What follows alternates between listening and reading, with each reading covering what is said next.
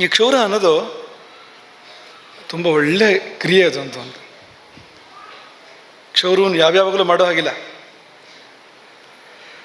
ಮಧ್ಯಾಹ್ನ ಮೇಲೆ ಕ್ಷೌರ ಮಾಡೋ ಹಾಗಿಲ್ಲ, ಬೆಳಗ್ಗೆ ಮಾಡುವಂಥದ್ದು. ಬೆಳಗ್ಗೆ ಅಂದರೆ ಬೆಳಗಿನ ಜಾವ 3 ಗಂಟೆಗೆ 5 ಗಂಟೆಗೆ ಮಾಡೋ ಹಾಗಿಲ್ಲ. ಸಂಗಮ ಕಾಲ ಅಂತ ಒಂದು ಕಾಲ ಇದೆ. ಅಂದರೆ ಮಧ್ಯಾಹ್ನಕ್ಕಿಂತ ಹಿಂದಕ್ಕೆ ಬರ್ತದೆ, ಬೆಳಗಿನಕ್ಕಿಂತ ಮುಂದಕ್ಕೆ ಬರ್ತದೆ. ಸುಮಾರು 9 ಗಂಟೆಯಿಂದ 11-11:30 ಮಧ್ಯದಲ್ಲಿ ಬರ್ತಕ್ಕಂಥ ಕಾಲ. ಆ ಕಾಲವನ್ನು ಹೇಳ್ತಾರೆ ಅದಕ್ಕೆ.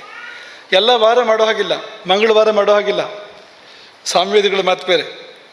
ಶನಿವಾರ ಮಾಡೋ ಹಾಗಿಲ್ಲ,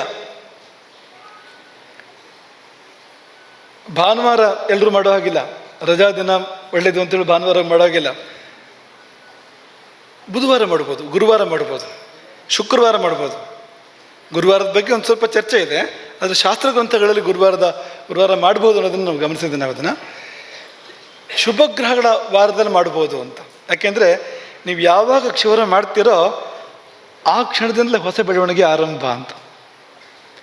ಅದು ಬರೀ ಕೂದಲು ಮಾತ್ರ ಅಲ್ಲ, ಇಡೀ ನಿಮ್ಮ ಪ್ರಕೃತಿಯಲ್ಲಿ ಒಂದು ಹೊಸ ಪರ್ವ, ಹೊಸ ಬೆಳವಣಿಗೆ ಆರಂಭ ಆಗ್ತದೆ ಅಂತ ಬಲ್ಲವರು ಹೇಳ್ತಾರೆ. ನಮ್ಮ ಉಪಾಧ್ಯಾಯರು ನಮ್ಗೆ ಹೇಳೋದನ್ನು ನೆನ್ಪು ಮಾಡ್ಕೊಳ್ತೇವೆ ನಾವು ಅಂತ.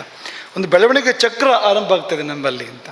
ಅದು ಒಳ್ಳೆ ಮುಹೂರ್ತದಲ್ಲಿ ಆಗಬೇಕು ಅದು ಅಂತ, ದುರ್ಮುಹೂರ್ತದಲ್ಲಿ ಆಗಬಾರ್ದು ಅದು ಅಂತ. ಹಾಗಾಗಿ ಶುಭಗ್ರಹಗಳ ವಾರದಲ್ಲಿ ಸೋಮ, ಬುಧ, ಗುರು, ಶುಕ್ರ ಇಂಥ ವಾರಗಳಲ್ಲಿ ಮಾಡಬೇಕು. ಶನಿ, ಮಂಗಲ ಪ್ರಶಸ್ತ ಅಲ್ಲ, ಹುಟ್ಟಿದ ವಾರ ಬೇಡ, ಹೀಗೆಲ್ಲ ಹೇಳುವಂಥದ್ದು. ಹಾಗೆ ತಿಥಿಗಳು ಹಾಗೆ ಎಲ್ಲ ತಿಥಿಗಳಲ್ಲೂ ಮಾಡೋ ಹಾಗಿಲ್ಲ. ಚೌತಿ ದಿನಕ್ಕೆ ಕ್ಷೌರ ಮಾಡಿದರೆ ತಾಯಿಗೆ ತೊಂದರೆ ಅಂತೆ. ಚೌತಿ ದಿನಕ್ಕೆ ಕ್ಷೌರ ಮಾಡಿದರೆ ಮಾಡಿದವನ ತಾಯಿಗೆ ಅದರ ಅಡ್ಡ ಪರಿಣಾಮಗಳು ಅಂತ. ಹಾಗೆ ಚತುರ್ದಶಿ ದಿನ ಮಾಡಿದರೆ ಅಕ್ಕ ತಂಗಿಯರಿಗೆ ತೊಂದರೆ ಆಗ್ತದೆ ಅಂತ. ಹಾಗೆ ಷಷ್ಠಿ ದಿವಸ ಮಾಡಿದರೆ ಅಣ್ಣ ತಮ್ಮಂದ್ರಿಗೆ ತೊಂದರೆ ಆಗ್ತದೆ ಅಂತ, ಭ್ರಾತುಶ್ಚ ಷಷ್ಠಿ. ಹಾಗೆ ಹುಣ್ಣಿಮೆ ಅಮಾವಾಸ್ಯೆ ಮಾಡಿದರೆ ತಂದೆಗೆ ತೊಂದರೆ ಆಗ್ತದೆ ಅಂತ, ಮುಖ್ಯವಾಗಿ ಅಂತ, ತಂದೆಗೆ ತೊಂದರೆ ಆಗ್ತದೆ ಅಂತ. ನೀವು ಯಾಕೆ ಮಾಡಿದ್ರಿ ಅಂತ ಕೇಳಿಬಿಡಿ, ನಮ್ಮಲ್ಲಿ ನೀವು ಎಲ್ಲ ಬಿಟ್ಟು ಬಂದಾಗಿದೆ ನಾವು. ಹಾಗಾಗಿ ನಮಗೆ ಹುಣ್ಣಿಮೆಯೇ ಹೇಳಿರುವಂಥದ್ದು, ಹುಣ್ಣಿಮೆಗೆ ನಾವು ಮಾಡಲಿಕ್ಕಿರುವಂಥದ್ದು. ಹಾಗಾಗಿ ನಮ್ಮ ಹಾಗೆ ನೀವು ಎಲ್ಲದನ್ನು ಮಾಡಲಿಕ್ಕೆ ಸಾಧ್ಯ ಇಲ್ಲ, ನಮಗಾಗ್ಬೋದು ಅಷ್ಟೇ ಅದು ಅಂತ. ತ್ಯಾಗ ಮಾಡಿ ಈ ಕಡೆ ಬಂದಿದ್ದರಿಂದ ಆಗ್ಬೋದು ಅಂತ. ಬೇಡ ಪಾಡ್ಯಕ್ಕೆ ಮಾಡಿಬಿಡೋಣ ಅಂದರೆ, ಪಾಡ್ಯ ನವಮಿಗೆ ಮಾಡಿದರೆ ಧನ ಧಾನ್ಯ ನಾಶ ಅಂತ. ಧನ ಧಾನ್ಯಗಳ ನಾಶ ಪಾಡ್ಯ ನವಮಿಗೆ ಅಂತ. ಇನ್ನು ಅಷ್ಟಮಿಗೆ ಮಾಡಿದರೆ ಕುಟುಂಬ ಹಾನಿ ಅಂತ.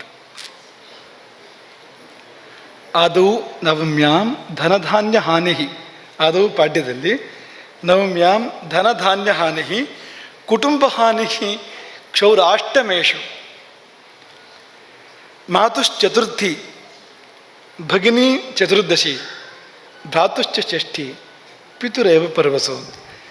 ಸಂಕ್ರಾಂತಿ, ಹುಣ್ಣಿಮೆ, ಅಮಾವಾಸ್ಯೆ ಮಾಡಿದ್ರೆ ತಂದೆಗೆ ತೊಂದರೆ ಅಂತ. ಇವರಲ್ಲಿ ಯಾರಿಗೂ ತೊಂದರೆ ಆದರೂ ಆ ತೊಂದರೆ ತಿರುಗಿ ನಮಗೆ ಬರ್ತದೆ ಅಂತ ಲೆಕ್ಕ.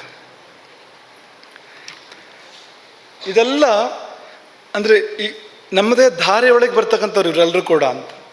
ಈಗ ತಂದೆ, ತಾಯಿ, ಅಕ್ಕ, ತಮ್ಮ, ಅಣ್ಣ, ತಂಗಿ ಇವರೆಲ್ಲ ಇದೇ ಧಾರೆ ಅಂತ. ಈ ಧಾರೆಯೊಳಗೆ ಒಬ್ಬರಿಗೆ ಹಾನಿ ಆದರೆ, ಒಬ್ಬರಿಗೆ ದೋಷ ತಟ್ಟಿದರೆ ಇಲ್ಲೇ ಪ್ರತಿಫಲಿಸೋದು ಅದು ತಿರುಗಿ. ಅದು ನಕ್ಷತ್ರಗಳನ್ನು ಕೂಡ ಹೇಳಿದ್ದಾರೆ.